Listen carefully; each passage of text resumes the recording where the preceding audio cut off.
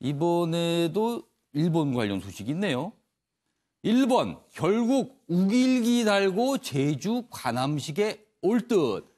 일본 자위대 함정이 관함식에 참석을 하는데 우길기를 쓰고 온다고 얘기를 하죠. 우리 정부는 가능하면 이 우길기를 좀 내리고 일본 국기를 달고 오면 좋겠다 이렇게 얘기했는데 일본은 뭐 예의가 없다 우리한테 이렇게까지 반응을 보였어요. 누가 예의가 없는지 모르겠습니다만 아무튼 이런 반응에서 결국은 일본이 우길기를 달고 이 깃발입니다. 제주 관함식에 올 듯하다. 이런 기사가 실렸는데요. 이 기사와 관련해 박진아 아나운서가 전하는 자세한 이야기 듣고 이어가도록 하겠습니다. 일본이 제주 국제관함식에 제국주의 상징인 우길 승천기를 달고 참가하겠다고 해 논란입니다. 오는 10일 제주도에서 국제관함식이 열리는데요. 전 세계 15개국의 해군 군함이 모입니다. 해군 관함식 기획단은 지난 8월 참가국 전체에 자국 국기와 태극기를 달아달라고 공문을 보냈는데요. 특히 외교부가 우길기에 대한 우리 국민 정서를 고려할 필요가 있다고 또한 일본 대사관에 전했습니다. 앞서 일본이 우리나라에서 열린 국제관함식에 2차례 우길기를 달고 참여했기 때문인데요. 그리고 이번에도 일본이 우길기 개양을 고집하고 나섰습니다. 지난달 28일 일본의 오노데라 이스노리 방위상은 자위 함기 개양은 국내 법령상 의무라며 제주 관함식에서도 당연히 우길기를 달 거라고 말했습니다. 또 지난달 29일 일본의 해상자위대 간부는 우길기를 함선에서 내리라고 한 건 비상식적이고 예의가 없는 행위라고 말했는데요. 일본은 우리 쪽 요구를 수용할 수 없다는 입장을 밝혔습니다. 이에 어제 우리나라 해군 관계자도 입장을 표명했는데요. 자국기와 태극기를 달아달라는 입장은 변화가 없다며 일본 측과 계속 협의해 나가겠다고 말했습니다. 지금까지 박진아의 이슈톡이었습니다. 김효은 시장님. 지금 분위기라면 우리가 아무리 설득을 해도 일본은 달고 오겠다 이런 심산인 것 같은데 이 상황 이걸 어떻게 해야 됩니까? 정말 왜 일본은 우리를 욱하게 하는지 모르겠습니다. 우길기? 예, 우길기. 예. 그리고 정말 굳이 달고 오겠다고 정말 우기는 건데요. 그래서 지금 한일 관계에 있어서 참 여러 가지 사건들 때문에 앞으로 못 나가고 있습니다. 아직 위안부 문제도 해결이 안 됐고요. 문재인 대통령이 유엔 총회에서까지 언급할 정도였고 이번에 이제 우길기 사건 같은 경우는 지금 우리나라 해군 측에서 달고 오지 말라고까지 요청을 했음에도 불구하고 뭐 전례를 들고 그다음에 국내법상 의무라는 이름으로 올 텐데요. 물론 이제 지금 한 열흘 정도 남았기 때문에 일본이 좀 우리나라 정서나 한일 관계의 미래지향적인 관계를 고려해서 뭐 자제를 하면 좋겠지만 아마 그럴 것 같지는 않지만 그러니까 안 하면 이거 달고 오겠다 그러면 이걸 어떻게 해야 됩니까? 막습니까? 어떻게 합니까? 글쎄 뭐 그럴 수도 없는 참 이제 정부가 난감한 입장에서 우리 혹시 이제 이 민간에 계신 시민단체 분이 그 배에 올라가서 우길기를 뜯어내리거나 또 이런 일이 벌어지지 않을까 싶기도 하네요. 어쨌든 그런 불상사는 있으면 안 되는데요. 근데 이번에 일본의 그 주장 논리가 너무 어이가 없는 게 이제 적반하장도 유분수라고 하는 거죠. 함대가 밖에 나갔을 때 이 깃발을 다는 거는 국내법상 의무라고 그랬습니다. 그러면 일본이 그렇게 국내법 그리고 법적 의무를 잘 지키는 나라였다면 과연 2차 대전, 그러니까 우리나라를 식민지 지배하고 우리나라뿐만 아니죠. 2차 대전의 전범으로서 국제사회에 어떤 의무를 다했는지 반성을 하고 특히 위안부 문제 같은 경우는 아직도 인정을 안 하고 있지 않습니까? 그리고 어떤 사과나 배상 문제에 대해서도 아직 마무리 안 된 상태에서 국제법상 의무를 얘기하는 것 자체가 너무 이상하고요.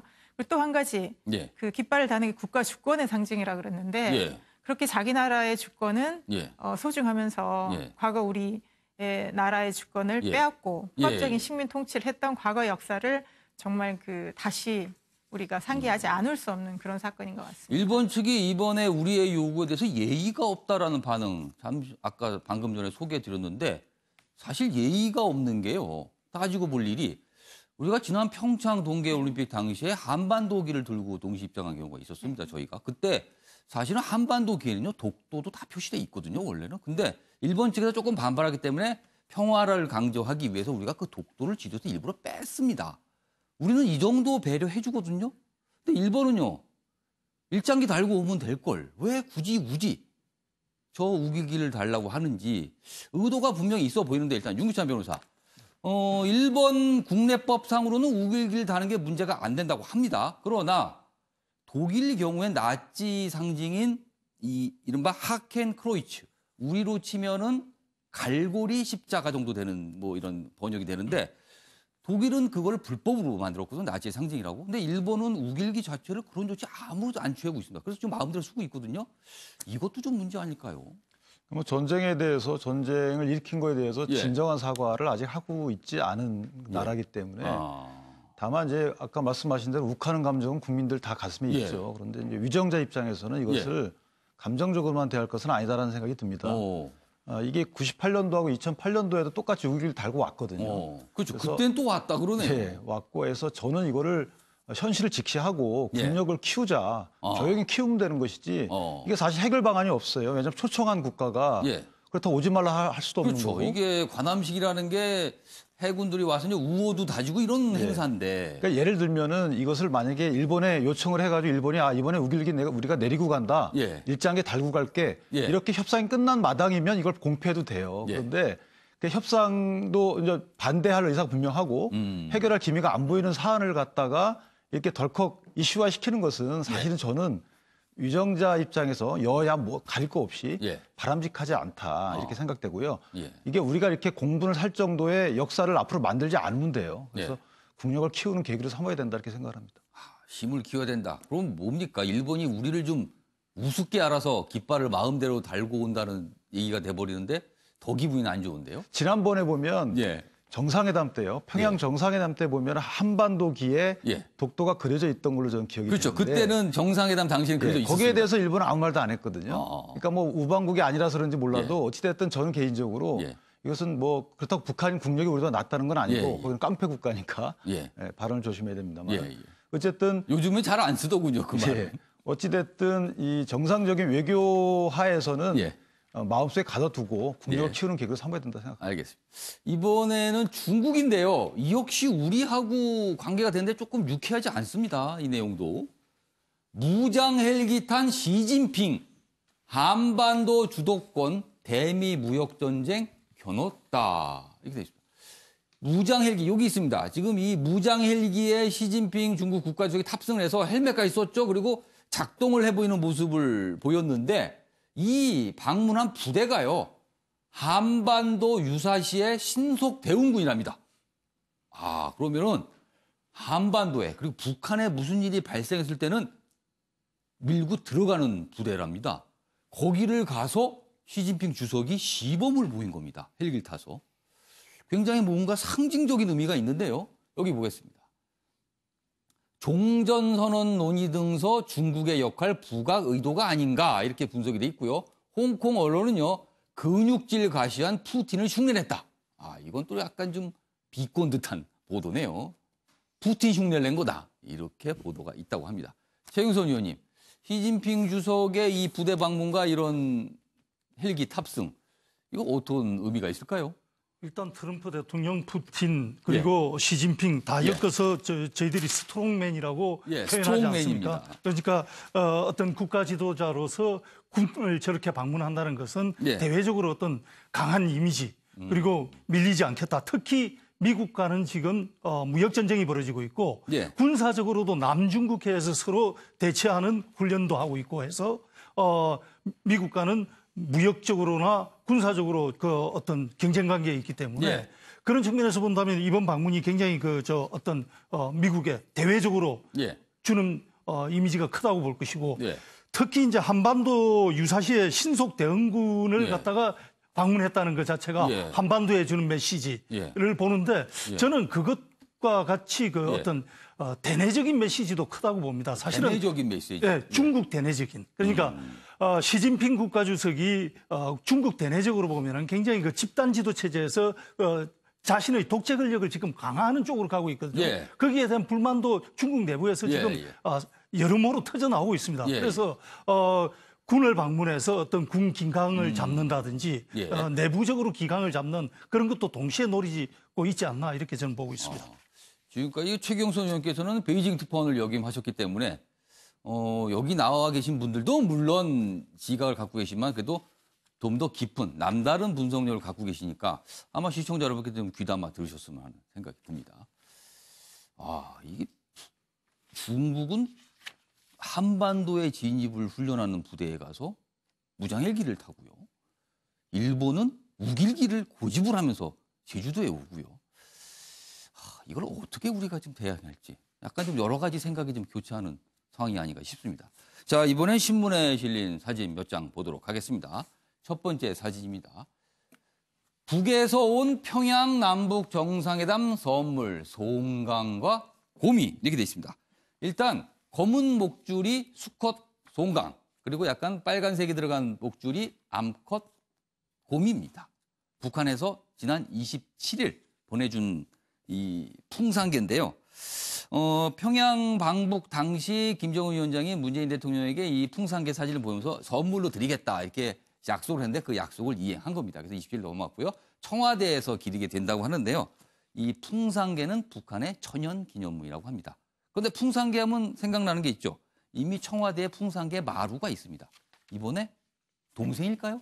동생을 아마 맞이하게 되는 것 같습니다. 풍산개가 청와대에 3마리가 자라게 되겠군요. 다음 사진 보겠습니다.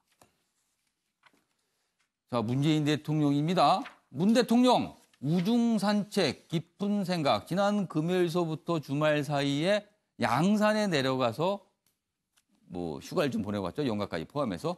그런데 이제 그 모습 중에 하나인데 청와대가 공개했습니다. 지금 강물인가요? 호수인가요? 이렇게 바라보면서 뭔가 생각을 하는 문재인 대통령의 모습입니다. 우산을 받쳐들고 편안한 옷을 입고 이렇게 휴가를 즐겼다.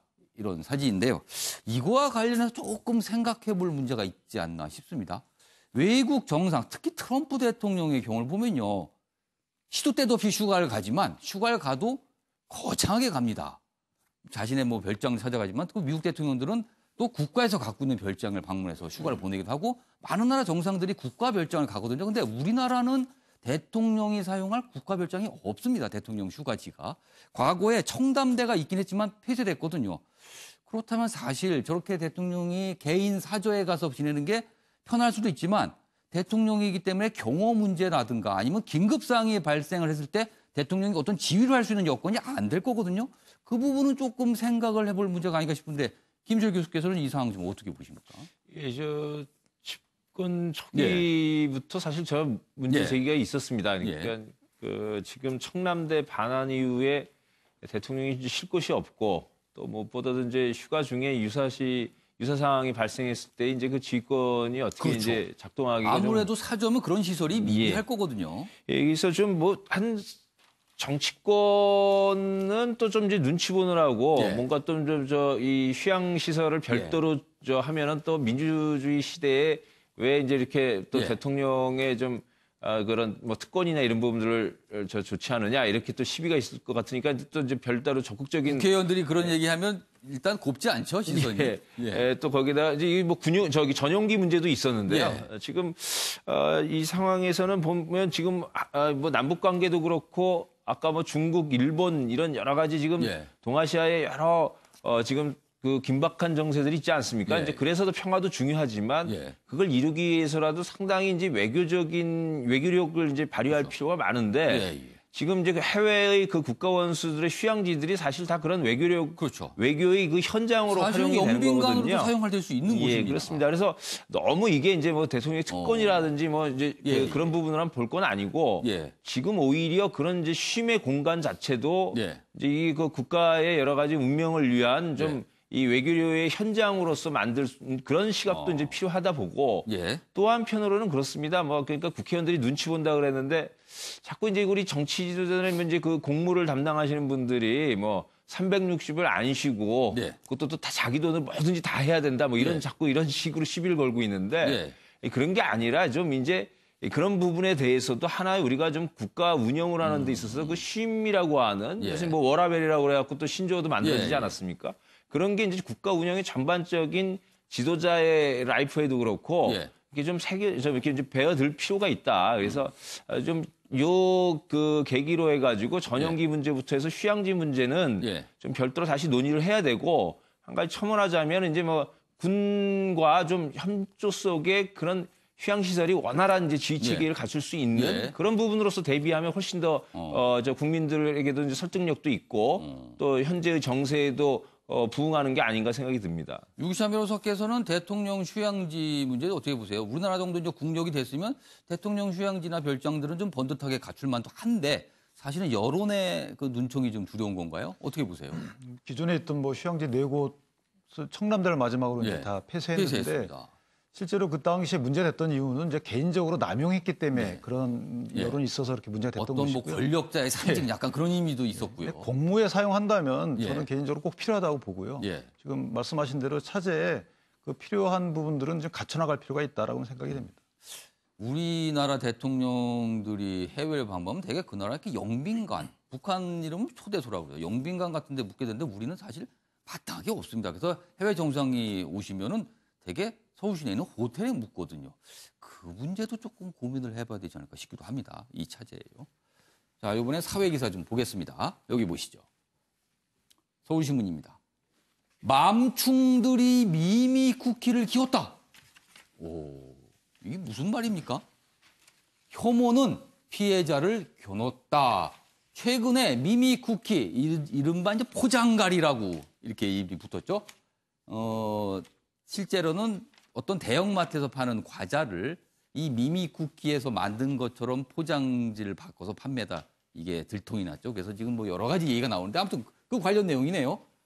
가짜 유기농 쿠키 엇나간 논란이다. 논란이 벌어졌는데 엇나갔다. 이런 반응이 있다고 합니다. 유기농에 유난 떨다가 그럴 줄 알았다. 오, 거짓 밝혀지자 예상한 듯 인지 왜곡. 일부 네티즌 피해자들에게 비난 화살. 피해자가 무슨 죄가 있습니까? 산재밖에 없는데 그런 줄 알고 샀는데. 그래서 그게 아니니까 문제 제기를 한 거거든요. 그런데 맘충들이 미미 쿠키 키웠다. 이렇게 비난 화살을 퍼붓는 사례가 있다고 그러네요. 김현 실장님, 이건 진짜 엇나간 논란인 것 같습니다.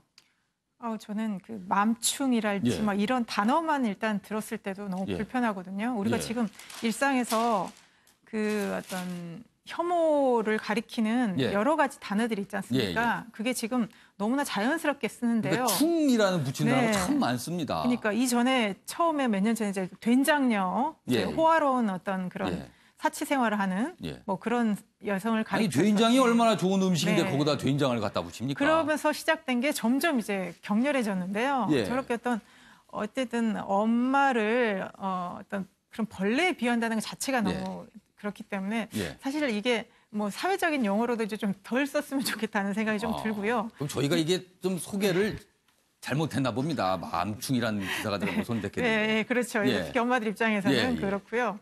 그래서 지금 미미 쿠키 사태를 보면 요즘 뭐 자식을 정말 귀하게 키우고 싶은 엄마들의 마음이 크고요. 근데 그거를 유별나다고만 볼 것이 아니라 지금 굉장히 우리나라뿐만 아니라 이제 환경이 유해하기 때문에 정말 그 안심하고 뭔가를 먹을 수 없다. 그 먹거리 문제뿐만 아니라 우리 환경도 그렇지 않습니까? 우리가 얼마나 그 미세먼지 이런 것 때문에 공포스러운 생활을 하고 그다음에 뭐 가습기 살균제라든지 각종 어떤 화학성 제품에 의한 유해가 많았기 때문에 지금 이런 사회 분위기 속에서 조심스럽게 정말 그 영양을 고려해서 이런 거를 먹이려는 엄마들의 마음, 부모들의 마음을 충분히 헤아려야 되고요. 이번에 미미 쿠키를 보면 그 업체가 정말 잘못한 거거든요. 그렇죠. 대형마트에서 가서 사서 그러면 안 되는 겁니다. 절대로 그러면 안 되는 정말 속이고 사기를 친 건데 그 업체가 문제 제기를 했을 때 별거 아닌 것처럼 하고요.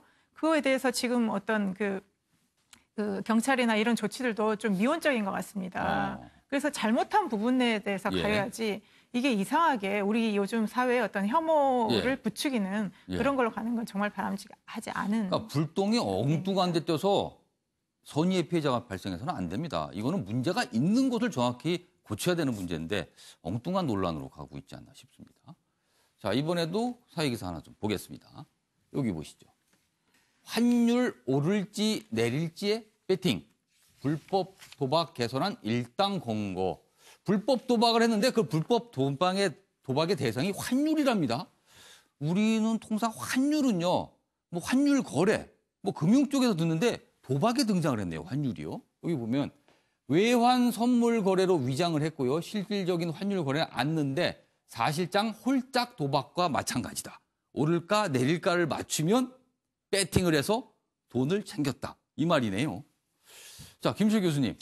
일단 우리나라 법에는 이런 불법 도박, 허가받지 않은 도박이 불법입니다. 그런데 조금 생각할 문제는요.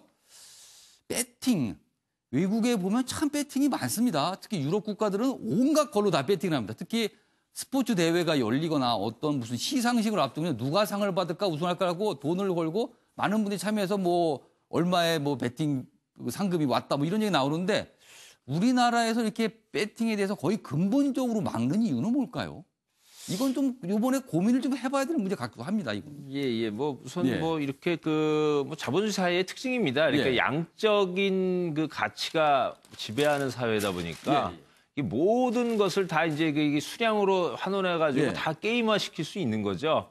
그래서 이제 그런 부분들에 대해서 이제 서구의 국가들은 좀 그걸 이제 적응을 해가지고 좀 합법화 시키면서 양성화를 시킨 것 같아요. 그러면서 정도를 이제 제한하는 건데 한국은 뭐 이제 아직까지 이제 그런 그 자본주의나 이런 여러 가지 그 문화 부분들이 이제 막 이제 80년대 이후에 꽃피워가지고 한 30년 된 거거든요.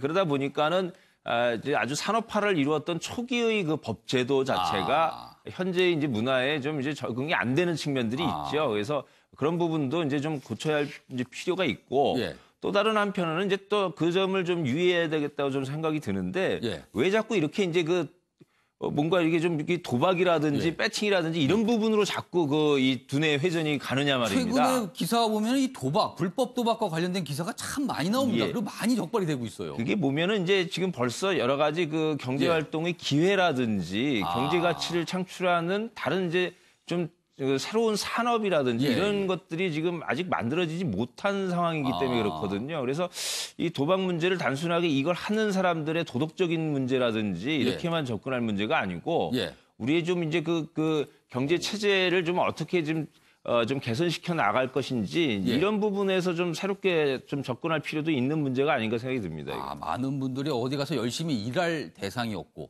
노력을 기울일 대상이 마땅치 않으니까 도박에 빠질 수도 있다. 이런 시각도 가능해 보이네요. 알겠습니다. 자, 이번엔 노벨상 얘기가 있네요. 사실 오늘부터는 노벨상이 본격적으로 발표가 되거든요. 연말까지요. 그런데 여기 보겠습니다. 노벨 문학상 수상자 내년에도 못 낼 수도.